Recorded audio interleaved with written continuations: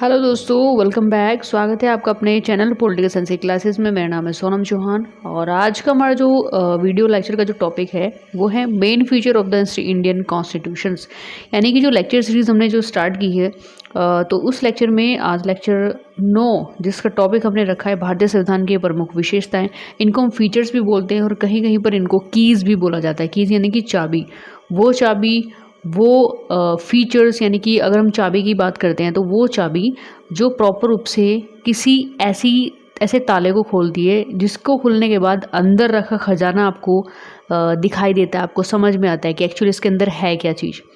तो जब हम फीचर्स की बात करते हैं, फीचर्स यानी कि भारतीय संविधान की प्रमुख विशेषताएं कीज़ की तरह हैं, जिन विशेषताओं को रीड करके लर्न करके आपको ये पता लगता है कि हमारे संविधान के अंदर वो कौन कौन सी चीज़ें हैं जो हमारे लिए और हमारे देश के लिए बेसिकली सभी सिटीजन्स के लिए वो बहुत ज़्यादा उपयोगी है, बहुत ज़्यादा इम्पोर्टेंट है। सो इसीलिए इसको कीज़ भी बोला जाता है। तो चलिए देखते हैं वो कौन सी कीज़ हैं, वो कौन कौन से पॉइंट हैं जो डिफ़ाइन करते हैं हमारे भारत का संविधान वो कैसा संविधान है। तो यहाँ पे बहुत सारे पॉइंट को हम डिफ़ाइन करेंगे, तो वीडियो को एंड तक देखना है और लाइक करना है, शेयर करना है। और अभी तक अगर नए स्टूडेंट इसको पहली बार देख रहे हैं, इस लेक्चर को पहली बार अटेंड कर रहे हैं, तो इससे अलग भी हमने बहुत सारे लेक्चर इस जो इंडियन कॉन्स्टिट्यूशन है उसको लेकर के बहुत सारे टॉपिक पर हम लेक्चर कवर अप कर चुके हैं। मैक्सिमम 8 लेक्चर हम कंप्लीट कर चुके हैं। उन सभी का लिंक मैंने नीचे डिस्क्रिप्शन में डाल दिया, वहाँ जा करके आप चेक करके उस वीडियोज़ को देख सकते हो। और यहाँ पे अब हम बात करते हैं नेक्स्ट लेक्चर की, जो हम बात करेंगे यहाँ पे कॉन्स्टिट्यूशंस के फीचर्स की। तो सबसे पहले बात हम करते हैं नंबर 1 जो उसका फीचर्स है वो है निर्मित और लिखित संविधान। तो भारत का जो संविधान है प्रॉपर रूप से उसका निर्माण किया गया है, कुछ भी नेचुरल नहीं है कि वहाँ पे बना बनाया हमको मिल गया था।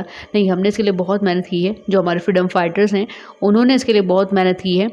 और लिखित संविधान यानी कि यहाँ पे हमारे जो कॉन्स्टिट्यूशन है उसको कुछ डॉक्यूमेंट हैं।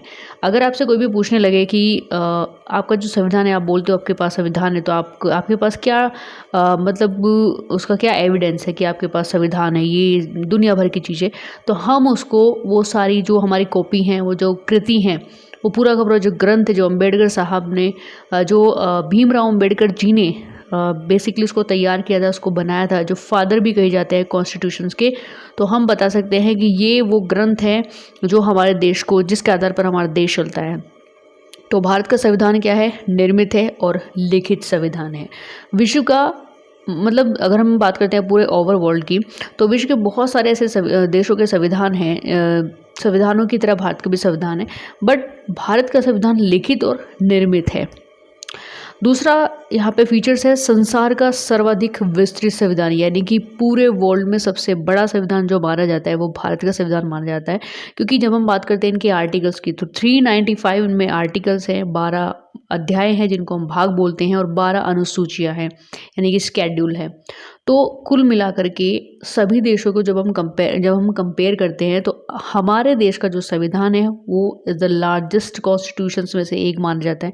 क्योंकि जब हम आर्टिकल्स की बात करते हैं, यूएसए की बात करते हैं, यूएसए में 7 आर्टिकल्स हैं, ऑस्ट्रेलिया में 128 आर्टिकल है, कनाडा की बात करते हैं तो 147 है, चाइना की बात करते हैं 106 हैं, और नेपाल में 74 हैं। और इसी तरह के जो भी जितने भी कंट्रीज़ हैं उनका जो अगर हम बात करते हैं आर्टिकल की, तो भारत के आर्टिकल से सारे के सारे नीचे ही हैं। सबसे ज़्यादा भारत में आर्टिकल हैं, अमेंडमेंट भी सबसे ज़्यादा इंडिया में है। हर तरीके से जो भारत का संविधान है वो इसलिए मतलब सभी देशों को मिला करके सबसे बड़ा संविधान भारत का संविधान माना जाता है। नेक्स्ट है लोक प्रभुता पर आधारित संविधान, यानी कि भारतीय संविधान की एक मेन फीचर्स, मेन कीज़ भी ये है कि जो संविधान है उसको भारत की जनता ने बनाया है। तो इसमें जो लास्ट जो पावर होती है वो जनता को दी गई है, जनता के हाथों में हैंडओवर की गई है। सो इसीलिए संविधान की प्रस्तावनाओं में क्लैरिफाई तरीके से कह दिया है कि हम भारत के लोग यानी कि we are the people of India, तो संविधान को अंगीकृत और आत्मर्पित करते हैं। तो ये संविधान की जो मतलब जो भी इसको विशिष्ट माना गया है, इसी आधार पर यहाँ पे जो कॉन्स्टिट्यूशन की जो पावर है वो अंत में जनता के पास होती है। नेक्स्ट है समाजवादी राज्य। तो समाजवादी राज्य भी अपने आप में एक बहुत बड़ी कीज़ यानी कि फीचर्स का काम करती है हमारे इंडियन कॉन्स्टिट्यूशंस में। और समाजवाद राज्य का अर्थ होता है कि समस्त नागरिक जितने भी सिटीजन्स हैं वहाँ पे देश में, उनकी अपनी उन्नति और विकास के लिए उनको समान अवसर प्रदान हो, और उत्पादन और वितरण आदि संपूर्ण समाज का अधिकार होगा। यानी कि वहाँ पे जो भी प्रोडक्शन होगा, जो भी इंडस्ट्री सेक्टर होगी, वो सभी का पार्टिसिपेट उसमें इक्वालिटी, उस पार्टिसिपेशंस में इक्वालिटी दिखाई देगी। पूंजीवादी जो वर्ग होता है उसमें हम लोग क्या देखते हैं कि वहाँ पे जो अमीर लोग होते हैं वो बहुत ज़्यादा अमीर होते हैं और जो गरीब होते हैं वो बहुत ज़्यादा गरीब होते हैं। तो कंपैरिजन करना मतलब एक तरीके से इतना ज़्यादा डिफरेंस होता है कि हम उसको कंपेयर भी नहीं कर पाते। तो लेकिन समाजवादी जो राज्य होते हैं बेसिकली उसमें सभी के पास अपॉर्चुनिटी होती है, सभी के पास इक्वालिटी होती है हर एक क्षेत्र में, चाहे इकोनॉमी हो, पॉलिटिकल हो या सोशल हो या फिर सोसाइटी की बात करें। नेक्स्ट है कठोर और लचीले संविधान का सम्मिश्रण। यानी कि वहाँ पे बहुत ज़्यादा कॉम्प्लेक्स पाया जाता है कि वो रिजिड भी है, वो स्ट्रिक्ट भी है और वो फ्लेक्सिबल भी है। रिजिड की या तो संशोधन नहीं होंगे या फिर संशोधन होंगे। तो यहाँ पे दो कंडीशंस होती है, इसलिए वो कठोर भी है और लचीला भी, फ्लेक्सिबल भी है। तो समय समय पर वहाँ पे अमेंडमेंट भी हो जाते हैं। अगर सिचुएशंस है कुछ अमेंडमेंट करने की, संशोधन करने की, तो वहाँ पे ये भी पॉसिबिलिटी बन जाती है। नेक्स्ट है संघात्मक होते हुए भी एकात्मक। यानी कि भारतीय संविधान बाहर से संघात्मक है, बाहर से हमें फेडरल सिस्टम को वो फॉलो करता है, बट उसकी जो अंतरात्मा यानी कि जो इंटरनल सोल की बात करते हैं तो वो यूनिटरी फॉर्म को फॉलो करता है, यानी कि एकात्मक है। तो इस प्रकार भारतीय संविधान में संघात्मक और एकात्मक दोनों ही प्रकार के संविधानों की विशेषताएं मिलती हैं। जैसे केंद्र और राज्यों के मध्य जो शक्ति का विभाजन होता है, संविधान की सर्वोच्चता की बात करें, इंडिपेंडेंट जुडिशरी की बात करें, तो इस प्रकार की जो भी व्यवस्था है उसी की वजह से भारतीय संविधान संघात्मक है। और इसके विपरीत अगर आप आपातकाल में संविधान पूरी तरीके से एकात्मक हो जाता है, वहाँ पे यूनिटरी फॉर्म को वो एक तरीके से फॉलो करता है, क्योंकि सारी की सारी जो शक्तियाँ होती हैं वो केंद्र के हाथों में होती है, सेंट्रल गवर्नमेंट के हाथों में होती है। सो इसके अतिरिक्त भारत में सिंगल सिटीजनशिप है और एक सी न्याय व्यवस्था और एक सी अखिल भारतीय सेवाएं भी एकात्मक संविधान की ही विशेषता है। तो यानी कि हम यहाँ पर बात कर सकते हैं कि जो हमारे से देश का संविधान है, जो कॉन्स्टिट्यूशन है, वो बेसिकली बाहर से तो फेडरल दिखाई देता है, बट इंटरनल अगर इसकी शोल की बात करें, इंटरनल अगर पॉइंट की बात करें, तो ये यूनिटरी फॉर्म यानी कि ये यूनिटरी गवर्नमेंट को सबसे ज़्यादा फॉलो करता है। नेक्स्ट हम बात करते हैं संसदीय शासन प्रणाली की व्याख्या।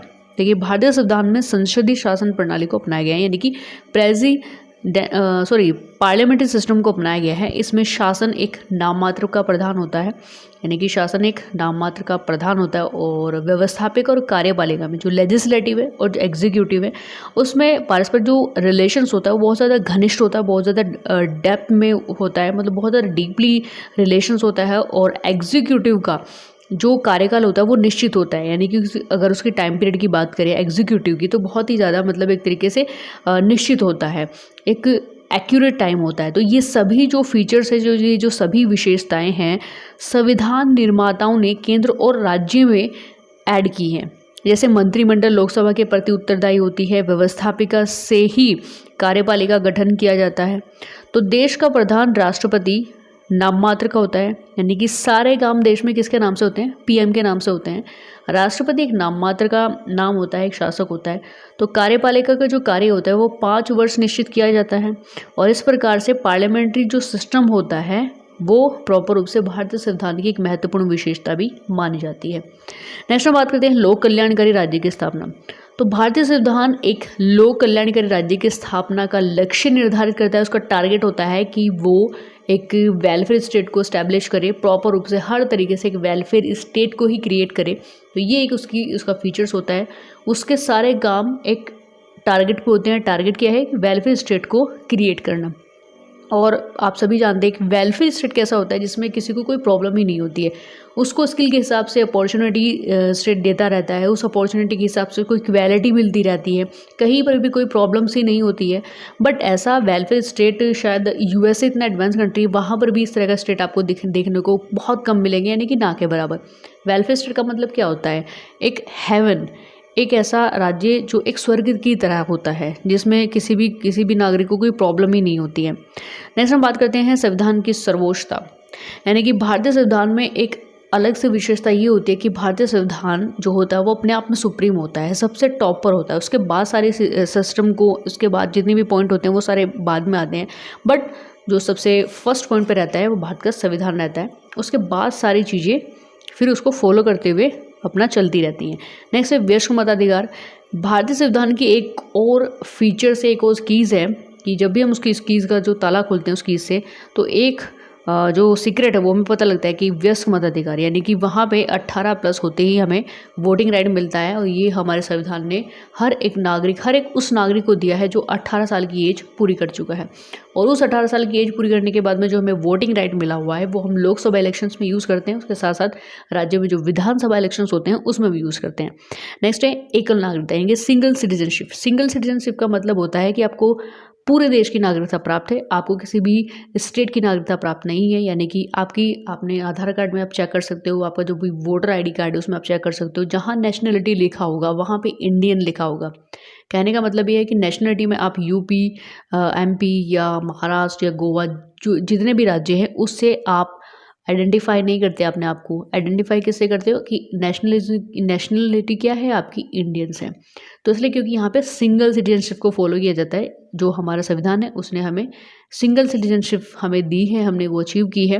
क्योंकि अगर बात करते हैं यूएसए की, तो यूएसए में इस तरह की कोई सिंगल सिटीजनशिप का जो प्रावधान वो वहाँ पे है नहीं है। क्योंकि अगर आप वॉशिंगटन में रहते हैं तो अगर आपको न्यूयॉर्क या किसी भी मतलब कहीं पर भी, अटलांटा वगैरह में कहीं पर भी जाना है तो आपको वहाँ से परमिशन लेनी पड़ेगी, प्लस आपको वहाँ का वीज़ा अप्लाई करना पड़ेगा। बट इंडिया के लेवल पर ऐसा कोई बात ही नहीं है, आप कहीं पर भी जा सकते हैं, कोई भी परमिशन की आवश्यकता, किसी भी वीज़े की आवश्यकता नहीं होती है। नेक्स्ट है नागरिकों के मौलिक अधिकारों की व्याख्या व्यवस्था। सो ये भी एक भारतीय संविधान का एक मेन फीचर्स, एक मेन कीज़ मानी जाती है कि वहाँ से जो भारत का संविधान है उसमें एक हम लोगों को, हम सभी को कुछ फंडामेंटल राइट्स दिए हुए हैं। तो भारतीय संविधान के अनुच्छेद 12 से लेकर 35 तक नागरिकों के मौलिक अधिकारों का वर्णन वहाँ पे किया गया है। तो मौलिक अधिकार वे अधिकार होते हैं जो स्पेशली व्यक्ति के डेवलपमेंट के लिए आवश्यक होते हैं, उसकी पर्सनैलिटी डेवलपमेंट के लिए आवश्यक होते हैं। सो इन्हें छीना नहीं जा सकता, और छीने जाने की स्थिति में जो जुडिशरी होती है वो उनकी रक्षा करती है। तो ये हमारे संविधान के एक मेन जो फीचर्स है, मेन जो कीज़ है वो मानी जाती है। नेक्स्ट है मौलिक कर्तव्य की व्यवस्था। देखिए ये भी एक तरीके से भारतीय संविधान द्वारा हम सभी को कुछ फॉलो करने के लिए कुछ रिस्पॉन्सिबिलिटी दी गई है, जिनको मौलिक कर्तव्य बोलते हैं।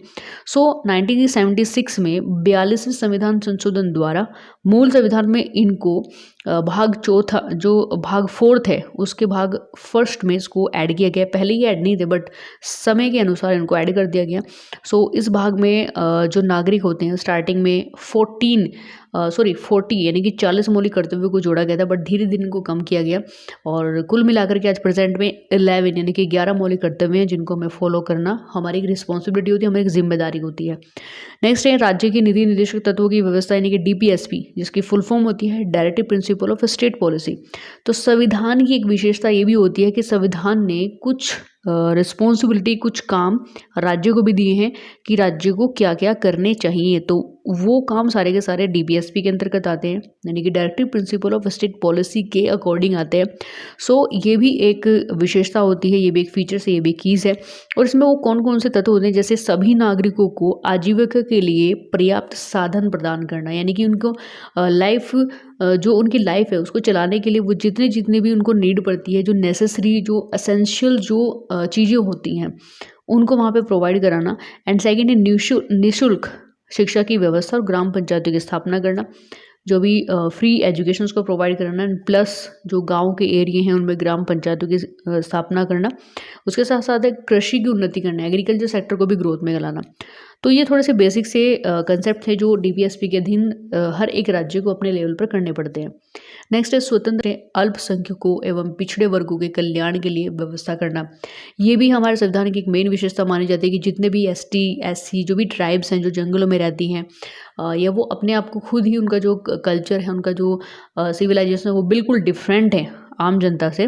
सो उनको प्रोटेक्ट करना और उनके कल्याण के लिए काम करना, ये हर एक राज्य का, जिस भी राज्य में ट्राइब्स है जो भी जंगलों में रहती है, उस राज्य का ये ड्यूटीज़ हो जाती है, ये कर्तव्य हो जाता है कि वो उनको प्रोटेक्ट करे, उनकी रक्षा करे, उनकी रक्षा की व्यवस्था करे।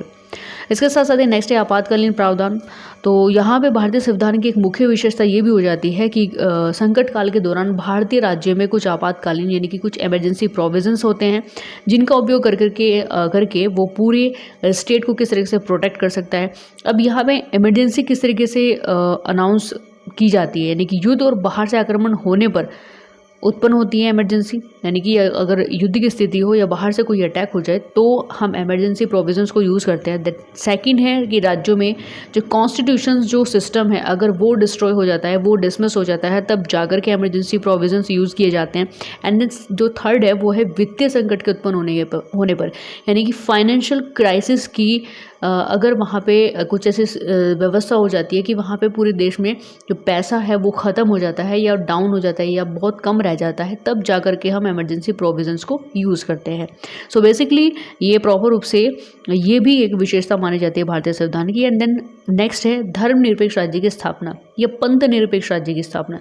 तो भारतीय संविधान की अपनी एक विशेषता महत्वपूर्ण मानी जाती है, जैसे कि सेक्युलर जो कंट्री है उसको स्टैब्लिश करे। सेक्युलर कंट्री का मतलब होता है कि उस कंट्री में हर एक धर्म की अपनी अपनी जो दर्जा होता है अपने अपने लेवल पर होता है और किसी भी आधार पर उसे नीचा नहीं दिखाया जा सकता और कोई भेदभाव नहीं किया जाएगा और किसी भी एक विशेष धर्म को कोई भी विशेष दर्जा वहाँ पे नहीं दिया जाता है। तो जो ऐसे राज्य होते हैं उनको हम सेक्युलर कंट्री बोलते हैं और इसी को हम धर्मनिरपेक्ष का नाम देते हैं। तो धर्मनिरपेक्ष का अर्थ ही होता है कि राज्य का अपना कोई भी धर्म नहीं होगा, कोई स्पेशलिटी नहीं होगी उस धर्म को लेकर के, किसी भी धर्म को लेकर के। प्रत्येक नागरिक को किसी भी धर्म को ग्रहण करने का प्रचार करने की या ग्रहण करने की पूरी छूट दी जाती है। सो इस तरीके से ये भी एक संविधान की विशेषता होती है जो हमारे संविधान में लिखी होती है। इसके बाद नेक्स्ट है अस्पृश्यता का अंत, जो अनटचेबिलिटी को पूरी तरीके से प्रोहिबिटेड करना, पूरी तरीके से उसको डिस्ट्रॉय करना। तो ये भी हमारे भारतीय संविधान का एक विशेषता मानी जाती है कि आर्टिकल 17 यानी कि अनुच्छेद 17 में स्पष्ट रूप से क्लैरिफाई करके लिखा हुआ है बड़े बड़े शब्दों में कि अस्पृश्यता का अंत किया गया है और उसका किसी भी रूप में आचरण निषिद्ध किया जाता है। आप किसी भी तरीके से आप उसको यूज़ नहीं कर सकते। किसी भी रूप में अस्पृश्यता का आचरण विधि के अनुसार, यानी कि हमारे रूल रेगुलेशंस के अनुसार एक दंडनीय होगा और राज्य स्वयं भी केवल जाति, मूल, वंश या वर्ग के आधार पर नागरिकों में कोई भी भेदभाव नहीं करेगा। तो प्रॉपर रूप से यहाँ पे एक जो हमारे इंडियन का जो कॉन्स्टिट्यूशन है उसकी एक मेन फीचर, उसकी एक मेन कीज़ मानी जाती है जिसके आधार पर हम काफ़ी हद तक अपने समाज को ग्रो कर सकते हैं, क्योंकि अनटचेबिलिटी जो छुआछूत होती है वो हमारे समाज में स्टार्टिंग से काफ़ी हद तक देखी जाती है। अब धीरे धीरे आकर के कुछ जगहों पर ये अभी भी बनी हुई है, बट अगर हम बात करते हैं तो ज़्यादातर ये डिस्ट्रॉय हो चुकी है। अब बात करते हैं नेक्स्ट ग्राम पंचायतों की स्थापना करना। देखिए भारतीय संविधान का एक मेन विशेषता, मेन चीज़ ये भी हो जाती है कि वो गांव के एरिया में ग्राम पंचायतों को स्टैब्लिश करे ताकि गांव को डेवलप कराने में वो काफ़ी हद तक अपना कंट्रीब्यूट कर सके वहाँ पे। नेक्स्ट है विश्व शांति का समर्थक। तो यहाँ पे जो भारतीय संविधान है उसकी एक प्रमुख विशेषता ये भी है कि इसमें विश्व शांति की सुरक्षा और अंतर्राष्ट्रीय सद्भावना पर बल दिया गया है और प्रॉपर रूप से ये कहा गया है कि हम अपनी जब ग्रोथ करेंगे, हम जब डेवलपमेंट के फेज़ में कोई भी एक्टिविटी करते हैं, जैसे सेक्टर में करते हैं या खुद के लिए मतलब खुद को अपना प्रोटेक्ट करने के लिए खुद के हथियार भी बनाते हैं या कोई भी ऐसा मिसाइल या कोई भी ऐसा परीक्षण करते हैं, तो हम उसको एक लिमिट में करेंगे।